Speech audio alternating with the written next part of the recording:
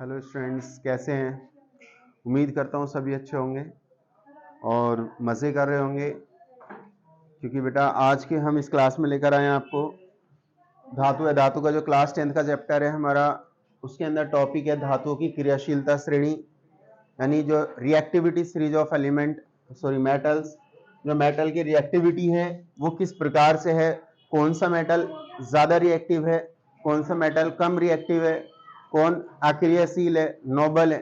तो इन चीज़ों को हम बताएंगे आपको आज के इस टॉपिक के अंदर। चलिए चलते हैं। तो सबसे पहले धातुओं की क्रियाशीलता श्रेणी। हमारे पास कुछ ऐसी धातुएं हैं जो किसी सॉल्यूशन के अंदर से, किसी विलयन के अंदर से हाइड्रोजन को रिमूव कर सकती है या किसी मेटल को रिमूव कर सकती है। तो वो कौन सी ऐसी धातु है, वो डिपेंड करती है हमारी इस क्रियाशीलता के ऊपर, इस श्रेणी के ऊपर। Potassium, sodium, calcium, magnesium, aluminium, zinc, iron, tin और लेड। ये जो ऊपर की धातु, हाइड्रोजन से जो ऊपर की धातु है, ये अधिक सक्रिय होती हैं, ये सक्रिय धातु है। हाइड्रोजन से नीचे की जो धातु है वो कम सक्रिय, यानी वो अक्रियशील, अक्रिय धातु है। इसका मतलब ये है कि अगर किसी क्वेश्चन में कोई क्वेश्चन इस तरीके से आए कि क्या होता है जब अगर हम HCl हाइड्रोक्लोरिक अम्ल में अगर हम सोडियम को इंक्लूड करें तो क्या होगा। तो सोडियम इस हाइड्रोजन गैस को, हाइड्रोजन को यहां से विस्थापित कर देगा। क्यों? क्योंकि सोडियम का जो स्थान है इस क्रियाशीलता श्रेणी में, विद्युत रासायनिक श्रेणी में, जो सोडियम का स्थान है वो हाइड्रोजन से ऊपर है। और हमने बताया कि हाइड्रोजन से ऊपर की सभी धातुएं किसी भी विलयन से हाइड्रोजन को विस्थापित कर सकती हैं, अर्थात ऐसी धातु को सक्रिय धातु कहते हैं। चलिए चलते बेटा।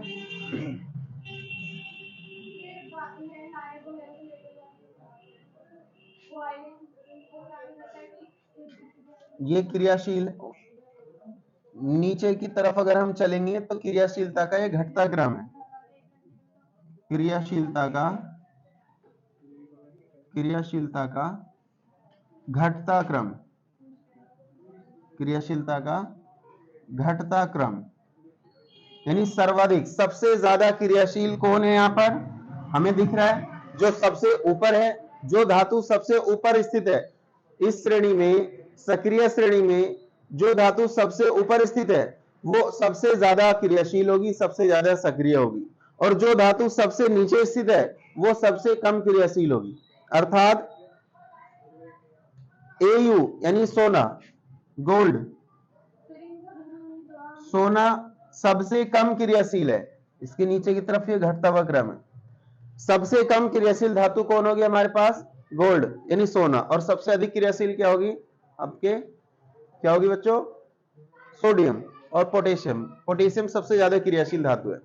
चलिए अब चलते हैं, इनका मैं नाम भी लिख देता हूं। यह है पोटेशियम। बेटा नोट्स बनाते रहना। Potassium, sodium, calcium, magnesium,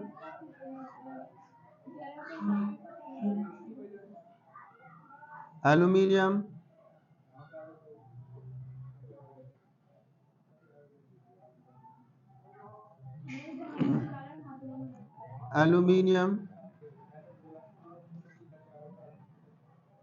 zinc, iron, tin और लेड, शीशा। हाइड्रोजन, ये हो गया कॉपर, ये हो गया आपका पारा और ये हो गया आपका सिल्वर। ठीक है, तो ये वो एक ऐसी विद्युत रासायनिक श्रेणी है, ये एक धातु की एक ऐसी श्रेणी है जो अपने से ऊपर वाली धातु अपने से नीचे वाली धातु को किसी सॉल्यूशन से विस्थापित कर सकती है। ये इसके कुछ गुण है, विद्युत रासायनिक श्रेणी के कुछ गुण। तो इसके गुण देख लेते हैं। क्रियाशीलता, धातु की क्रियाशीलता श्रेणी के गुण। धातु की क्रियाशीलता श्रेणी के गुण।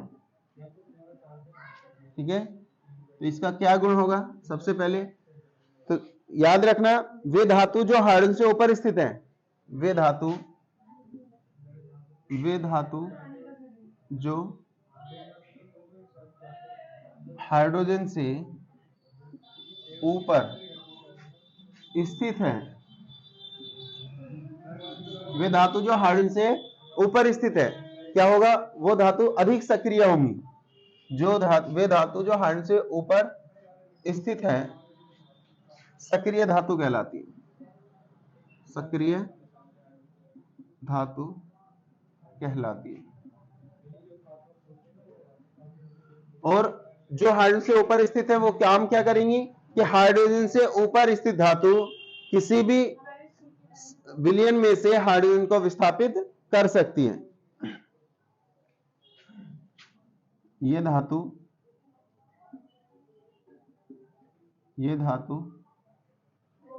हाइड्रोजन, ये धातु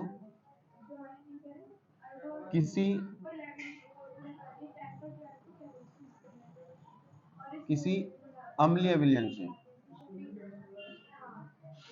विलयन से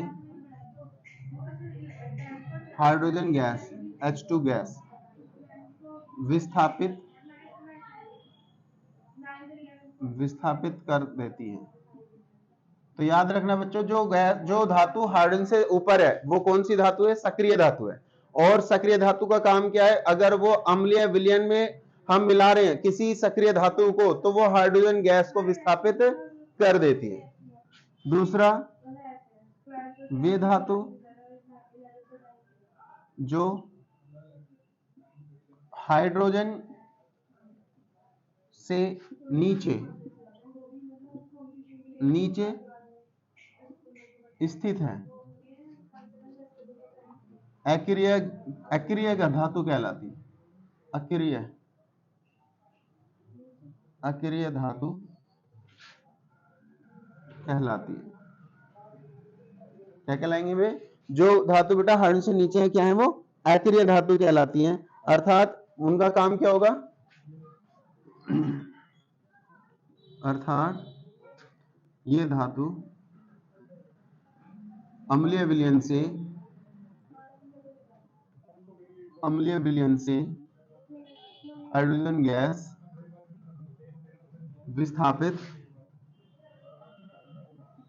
विस्थापित नहीं कर सकती। तो ये इसके दो गुण हैं बच्चों, कि जो धातु हाइड्रोजन से ऊपर है, हाइड्रोजन से ऊपर की जो धातु है, वो अम्लीय विलयन से हाइड्रोजन को विस्थापित कर सकती है। और जो धातु हाइड्रोजन के नीचे है, अर्थात कॉपर, पारा, सिल्वर या सोना, वो अम्लीय विलयन से हाइड्रोजन को विस्थापित नहीं कर सकती। क्यों? क्योंकि नीचे वाली धातु जो है हाइड्रोजन से कम क्रियाशील है, और जिसके कारण नीचे वाली धातु ऊपर वाली धातु को विस्थापित नहीं कर सकती। तीसरा, श्रेणी में ऊपर स्थित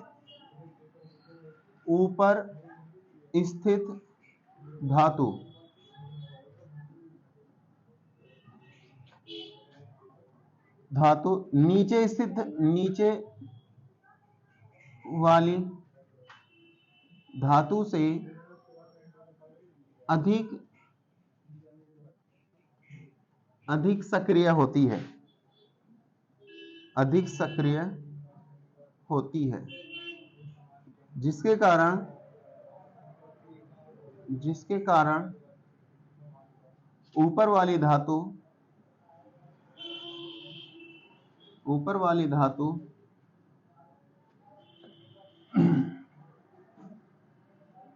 नीचे वाली धातु को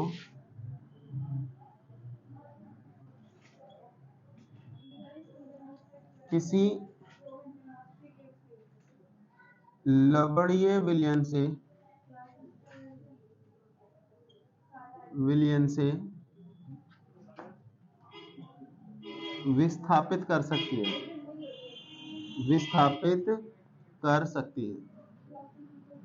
इसके ऊपर अभी क्वेश्चन में आपको समझाऊंगा कि कैसा होता है। यानी श्रेणी में जो ऊपर स्थित धातु है वो नीचे वाली धातु से अधिक सक्रिय होती है। यानी अगर आप देखें सोडियम पोटेशियम की तुलना करें सोडियम से, तो पोटेशियम सोडियम की तुलना में अधिक सक्रिय है। तो पोटेशियम सोडियम के जो लवणीय विलयन होगा उससे सोडियम को विस्थापित कर सकता है। ऐसी जिंक आयरन से अधिक सक्रिय होगी। तो जिंक धातु को अगर हम आयरन के लवण के विलयन में मिलाते हैं तो जिंक आयरन को विस्थापित कर सकती है।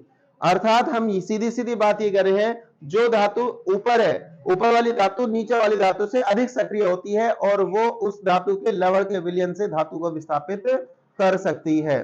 तो ये इसके कुछ क्रियाशीलता श्रेणी के गुण हैं। इन गुणों को आप नोट कर लें। इसके ऊपर 100% एक क्वेश्चन आता है, वो मैं आपको बताता हूं। अभी मैं रफ कर देता हूं बच्चों। ये किस प्रकार से इसमें एग्जाम में क्वेश्चन पूछा जाता है वो मैं आपको अभी दिखाता हूं। जुड़े रहे, बने रहे हमारे साथ और हमारी वीडियो को देखते रहे। काफी अच्छा रिस्पांस भी मिल रहा है। हम सभी अपने ओमेगा के जुड़ने वाले सभी मेंबर्स को शुक्रिया अदा करते हैं। आप सभी ने काफी सपोर्ट किया है और उम्मीद करता हूं कि आप आगे भी ऐसे सपोर्ट करते रहे। अपने फ्रेंड सर्किल में हमारे वीडियोस को शेयर करें, लाइक करें, सब्सक्राइब कराएं, ताकि और हम आपके लिए अच्छी अच्छी वीडियो लेकर आए। चलिए चलते बेटा। इसके ऊपर क्वेश्चन किस तरीके का आता है, एक क्वेश्चन मैं आपको बताता हूं। कारण सहित बताइए कि यह अभिक्रिया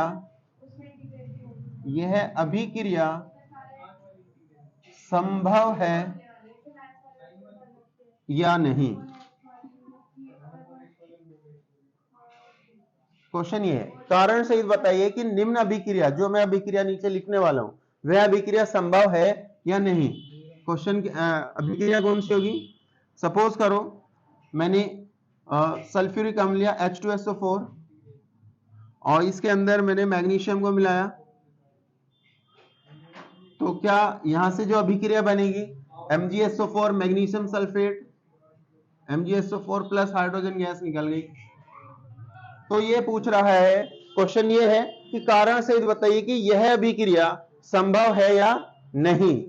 अब हम इसको कैसे कारण देंगे, रीजन क्या है इसका। बहुत ही सिंपल, आपको अभिक्रिया देखने से पता चल रहा होगा कि मैग्नीशियम सल्फ्यूरिक अम्ल, यानी जो अम्लीय विलयन है सल्फ्यूरिक अम्ल H2SO4, इसके अंदर मिलाया गया। मैग्नीशियम को H2SO4 सॉल्यूशन के अंदर मिलाया गया और मिलाने से क्या हुआ, मैग्नीशियम सल्फेट बन गया, यानी लवण बन गया और हाइड्रोजन गैस को अलग हटा दिया। तो क्या यह संभव है कि मैग्नीशियम हाइड्रोजन को हटा सकती है क्या मैग्नीशियम के अंदर ऐसी पावर है, मैग्नीशियम इतना ज्यादा सक्रिय है क्या कि वो हाइड्रोजन को हटा दे। वास्तव में हटा सकता है। हमारे पास जो विद्युत रासायनिक श्रेणी है, धातु की क्रियाशीलता की श्रेणी है, उसके अंदर देखो हाइड्रोजन से ऊपर है कौन, मैग्नीशियम। तो हाइड्रोजन से ऊपर मैग्नीशियम बैठा है तो मैग्नीशियम अधिक सक्रिय होगा, क्योंकि अभी इसकी जो विशेषता मैंने लिखवाई थी उसमें मैंने आपको बताया ऊपर वाली धातु अधिक सक्रिय होती है नीचे वाली धातु से, और जो ज्यादा सक्रिय है, जो ज्यादा क्रियाशीलता है, यानी जो ज्यादा पावरफुल है, वो अपने से नीचे वाली धातु को हटा सकती है। ये उसके ऊपर अधिकार है। ऊपर वाली धातु नीचे वाली धातु को बहुत आसान तरीके से हटा सकती है उसके विलयन के अंदर से। तो हम यहां पर कारण दे सकते हैं, हाँ क्या, हाँ यह अभिक्रिया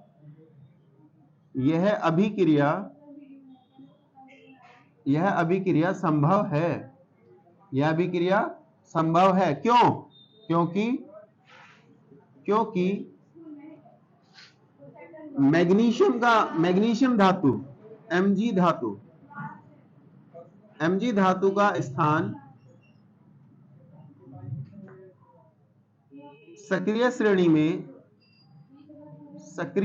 में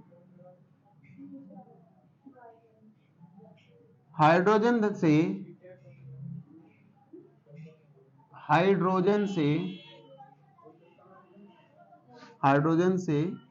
ऊपर है।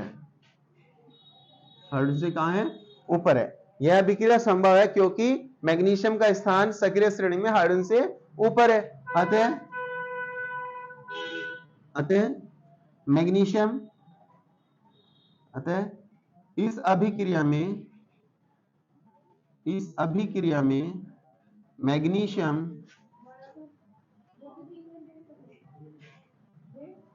मैग्नीशियम हाइड्रोजन को विस्थापित कर देता है। यही इसका कारण है बच्चों। सिंपल बात है, यह अभिक्रिया संभव है या नहीं। हमने देखा कि इसमें मैग्नीशियम का स्थान हाइड्रोजन से ऊपर है, इसलिए यह इसको विस्थापित कर सकती है। एक क्वेश्चन देखते हैं, क्या यह अभिक्रिया संभव है या नहीं, कारण सहित बताइए।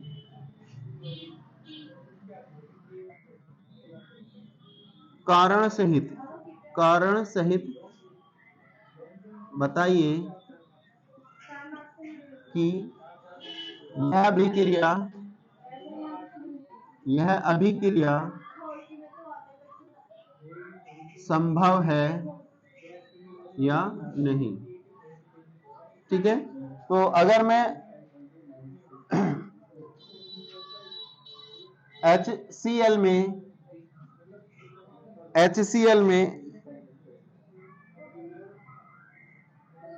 HCl छोड़ो, अगर मैं Hg पारे की अभिक्रिया कराऊं CuSO4 से, तो HgSO4 बनेगा प्लस Cu को अलग हटा देगा। तो कारण सहित बताइए कि क्या यह अभिक्रिया कि Hg plus CuSO4 is equal to HgSO4 plus Cu, क्या यह अभिक्रिया संभव है या नहीं। तो सिंपल कारण, आपके पास विद्युत रासायनिक श्रेणी अर्थात सक्रिय श्रेणी आपके सामने है। उसमें ये देखिए कि क्या Hg का स्थान कॉपर से हटने वाली धातु से ऊपर है नीचे। अगर Hg का स्थान कॉपर से ऊपर है तो हम इस कॉपर सल्फेट के विलयन में से कॉपर को हटा सकते हैं। और अगर Hg का स्थान कॉपर से नीचे है तो ये कम क्रियाशील है, ये अधिक क्रियाशील है, और कम क्रियाशील धातु अधिक क्रियाशील धातु को नहीं हटा सकती। तो बहुत ही सिंपल तरीके से हमने देखा नहीं, यह अभिक्रिया संभव नहीं है, क्योंकि यह अभिक्रिया संभव नहीं है क्योंकि Hg कॉपर से कम सक्रिय धातु है, क्योंकि Hg का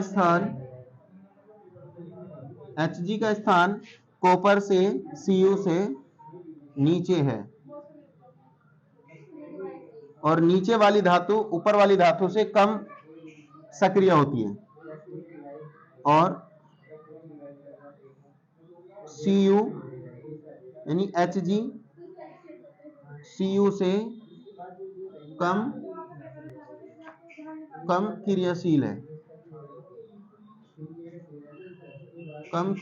है, इसलिए क्या ये अभिक्रिया क्या है फिर असंभव। ये क्रिया कैसी है, संभव नहीं है, क्योंकि इसका स्थान Hg का स्थान कॉपर से नीचे है, और नीचे वाली धातु अर्थात Hg जो है वो कॉपर से कम क्रियाशील है, और कम क्रियाशील धातु अधिक क्रियाशील धातु को उसके विलयन से नहीं हटा सकती, विस्थापित नहीं कर सकती।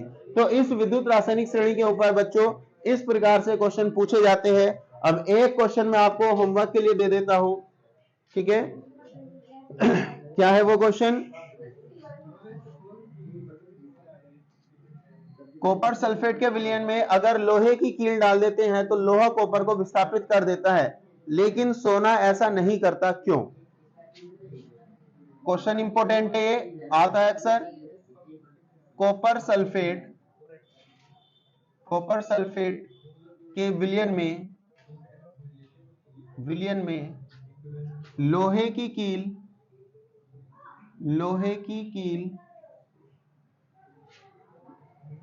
डालने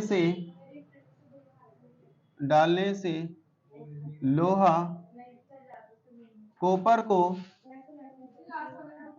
कॉपर को विस्थापित कर देता है, जबकि सोना, एस सोना यानी AU, सोना ऐसा नहीं करता। क्यों? ये कारण सहित इसमें भी बताना है। कॉपर सल्फेट के विलयन में लोहे की कील अगर डाल दें तो लोहा कॉपर को हटा देता है, लेकिन सोना ऐसा नहीं करता। क्यों? ये क्वेश्चन आपको बच्चों करना है। अगर आप कर सकते हैं तो आप हमें कमेंट्स कर सकते हैं कि yes I have done this reaction. अगर आपसे नहीं हो तो आप तब भी हमें कमेंट्स करें कि I have not done this question, please explain us. तो हम आपको बच्चों फिर बताएंगे इसको किस तरीके से करना है पूरा इसी रासायनिक श्रेणी के ऊपर। जो श्रेणी आपके सामने है सक्रिय श्रेणी, उसी के ऊपर ये पूरे का पूरा क्वेश्चन है। और एग्जाम में आने की 100% संभावना है। इस टाइप के क्वेश्चंस बेटा एग्जाम में पूछे जाते हैं। 10th क्लास के अंदर इस तरीके के क्वेश्चन आते हैं। तो आप हमारी इस वीडियो को देखें और नेक्स्ट वीडियो हम बनाएंगे अधातु के ऊपर। अधातु हमारा टॉपिक होगा अगला, उसके ऊपर हमारी नई वीडियो आएगी। तो आप हमारे सभी टॉपिक को अच्छे से देखते रहें ताकि आप अपने एग्जाम में अच्छा परफॉर्म कर सके, अच्छे मार्क्स ला सके। ठीक है, थैंक यू बच्चों।